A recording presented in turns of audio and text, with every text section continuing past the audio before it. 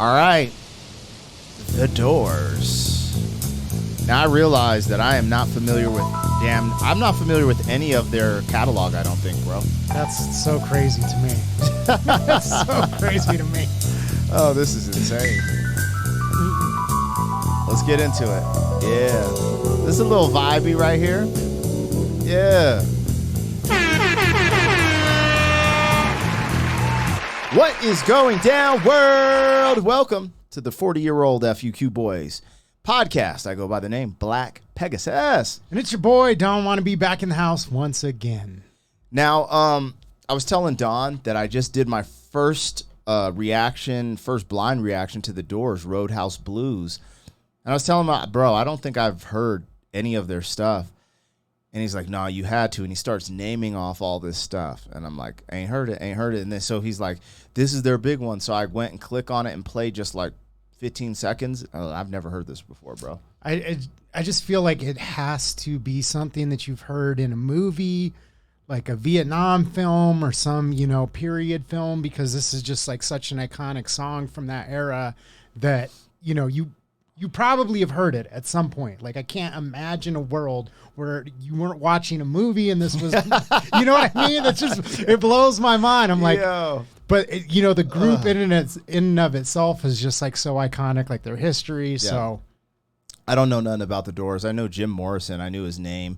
And then it trips me out because I'm like, yo, there's so much. If you don't know these dudes, and like you probably haven't heard like Jefferson Airplane or like any of these other bands from I've never even heard that name before. That are just like iconic. I've never heard of Jefferson Airplane. Like the Hollies, like I feel like you'd probably heard like a couple songs from them, but there's just so much music from that there's era. Things that like I thought I didn't hear. What is it? Creedence Clearwater Revival? Yeah. And I'm like, oh, I've heard this. Yeah. It's just the name. I didn't know. And it's long as hell. It sounds like a computer club or something. Anyways, this, I don't know why. Like, it just sounds like something, I don't know. Creedence Clearwater Revival. No, it sounds like a church. That's what I meant. It sounds like a church. We should go into them because I'm pretty sure that might have been like one of the first music beefs. With who? With, who sung Freebird? Leonard Skinner. Yes. I know Leonard. Yeah. I know Leonard. I'm pretty sure they had a beef with CCR. All right, this is a long-ass intro. Let's get started. Like, share, comment, subscribe. 40-year-old boys are back in town. Boys are back in town. 40-year-old boys are back in town. The boys are back in town. 40-year-old FUQ Boys podcast. Malt liquor for your ears. 40. All right, let me get this logo down, pull the video up. Don't forget, support the original content on the channel. Just dropped a new music video, and we got a few things coming down the pipes. So check out the original stuff so we can keep producing it. And yeah, let me figure out what's going on. The thing is, I've heard the name, The Doors, and Jim Morrison. I actually feel like, there has to be something I've heard from them. But all the shit you mentioned today, I was like, bro, I ain't heard none of that. And so I reacted to Roadhouse Blues, and I was like, yo, I've never heard this. It was tight. And I was like, yo, to me, this is what's interesting. Even though I heard of him, watching the video, I was like, yo, he's kind of has this like cult leader vibe. Like, that is so funny that you say crazy. That, because I'm about to drop some knowledge on you once we get into Okay, it's just something about his charisma, and it would reminded me of being yeah. Because I went to evangelical churches growing up, and that's the vibe I was getting from him being on stage. The other thing I wanted to say is the beginning of this track that I heard just reminds me of like going to a chick's crib and there's like incense and a candle and like, like a little tapestry, like, you know what I mean? That's the vibe I'm getting, like, some candles. So anyways, all right, let's get it. This is the Doors, Riders on the Storm.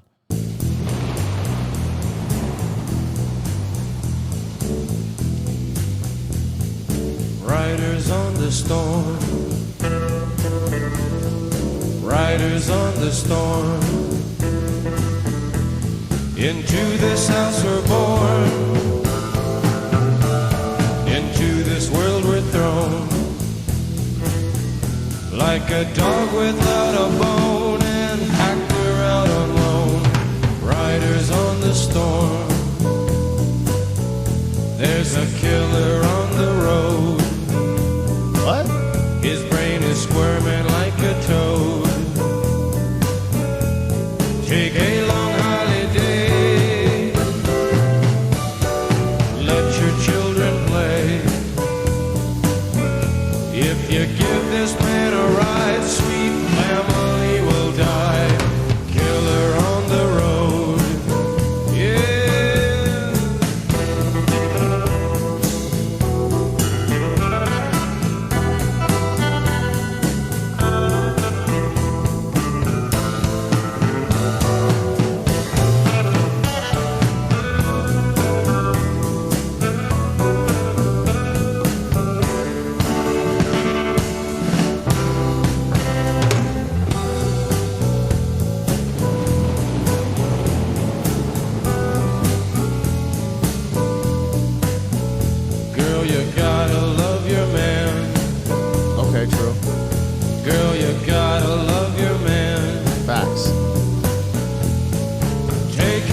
by the hand, make him understand. The world on you depends, our life will never end. Gotta love your man, yeah.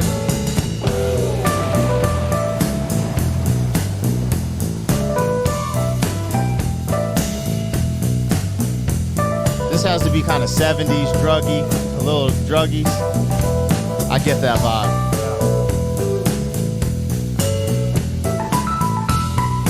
Right now, I just feel like I have some crazy glasses. I'm tripping. Some flowers. Oh, Yeah. groovy. Aha.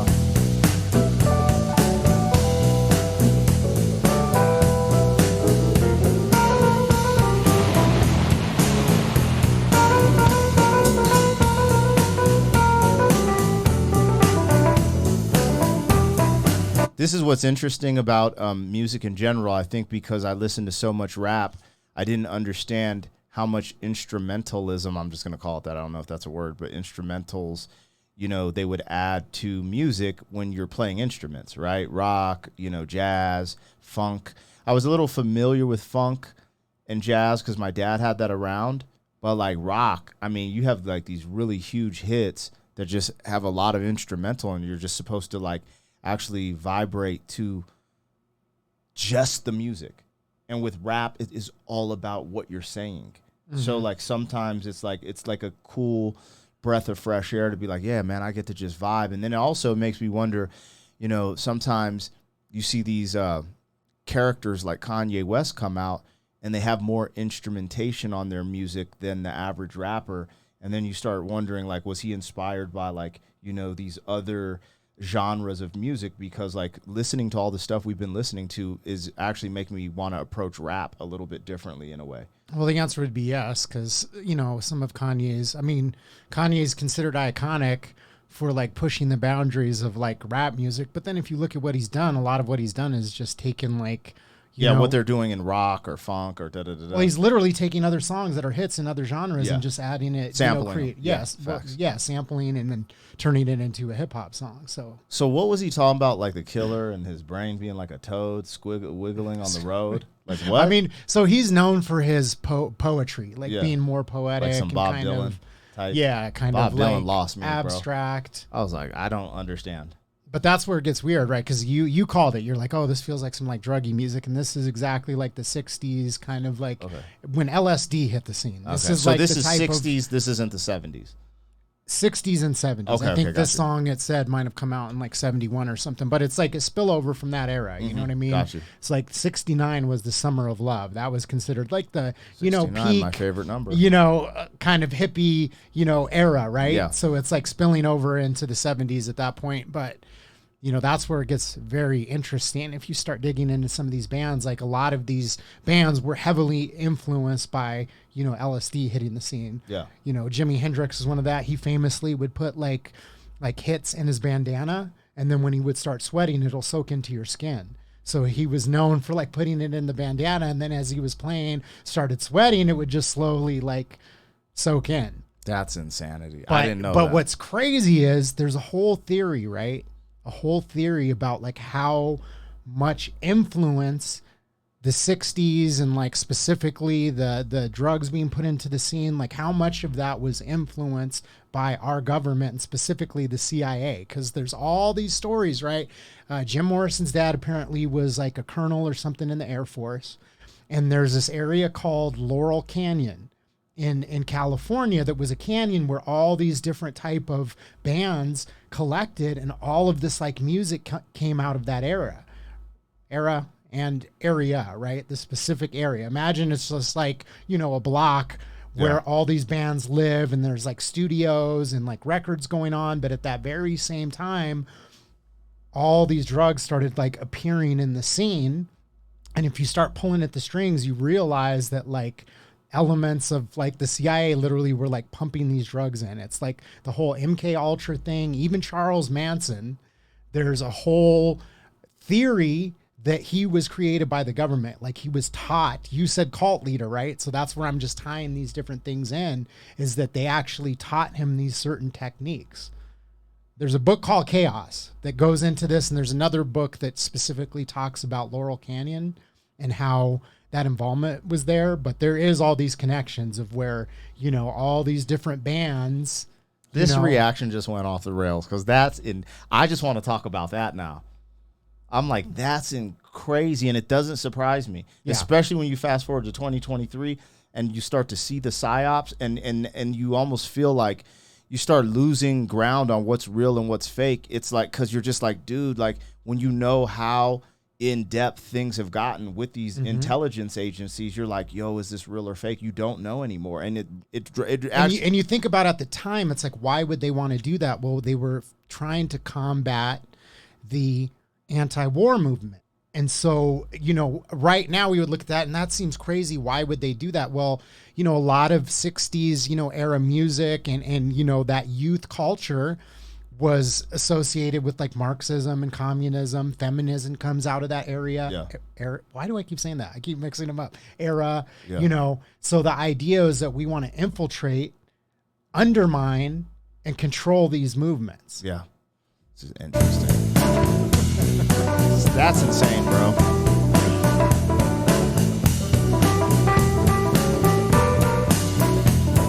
So basically, this is the CIA playing. They're like, hey, get it. FBI music. CIA, we love it. Just do drugs, don't care about the war no more, no more, no more. Hey. Break up the family. Break up the nuclear home.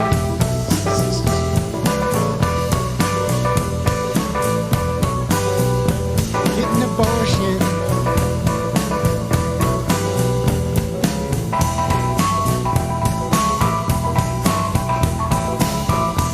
This is a vibe, though.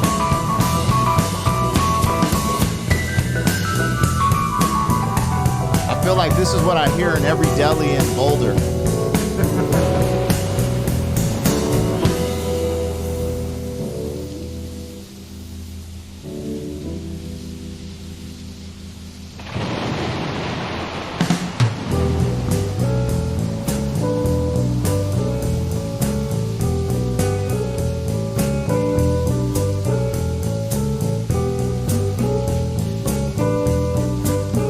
I kind of wonder if anybody had used like thunderstorm sounds in a song before.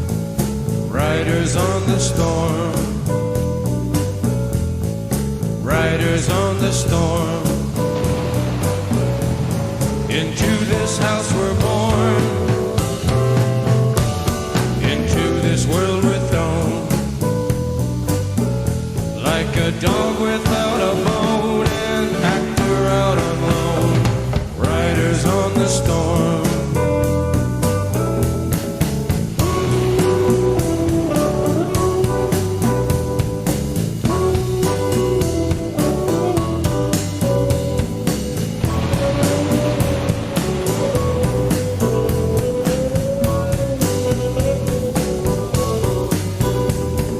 Riders on the storm. Riders on the storm. Riders on the storm. Riders on the storm.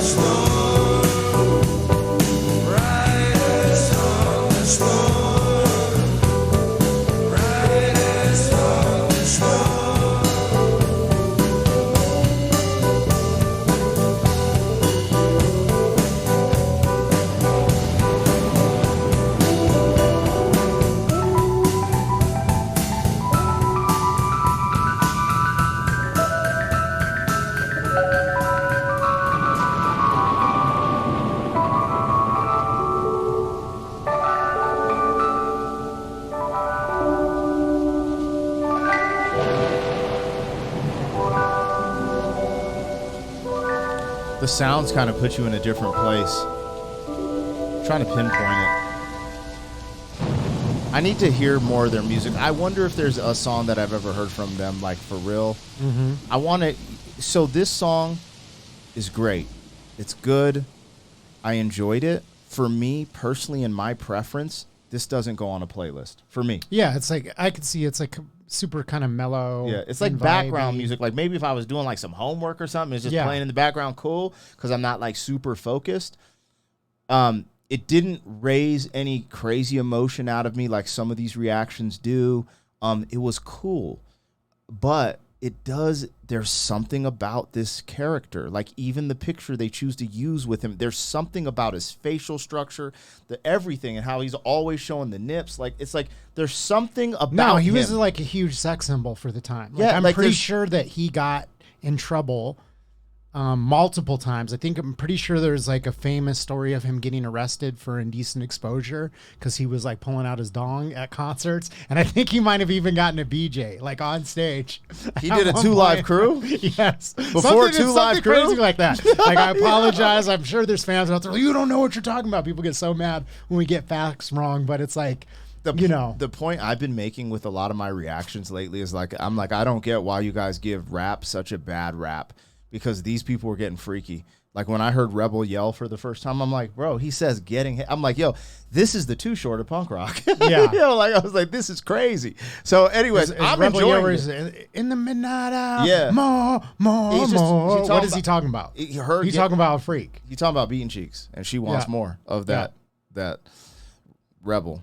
Anyways, I enjoy this. You guys tap in. Let me know what is their biggest song, their most popular song. Did it get radio play? Was it on a movie? Tap in so I can react. And I want to to it. know, have you heard the stories? Have you heard the rumors Yeah. about Laurel Canyon and MK Ultra, CIA, Charles Manson hanging out with the Beach Boys? I heard about that, but I don't know. You guys, y'all got to tap into our Jolly West. Our what is it? It's a detective podcast. Yeah. We should start, that would be fun, bro. Yeah. If y'all would freaking tune in to stuff other than reactions. You want to hear the other side of the FUQ, boys? 40.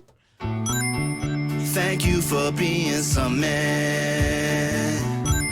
40 years down the road, back again. FUQ.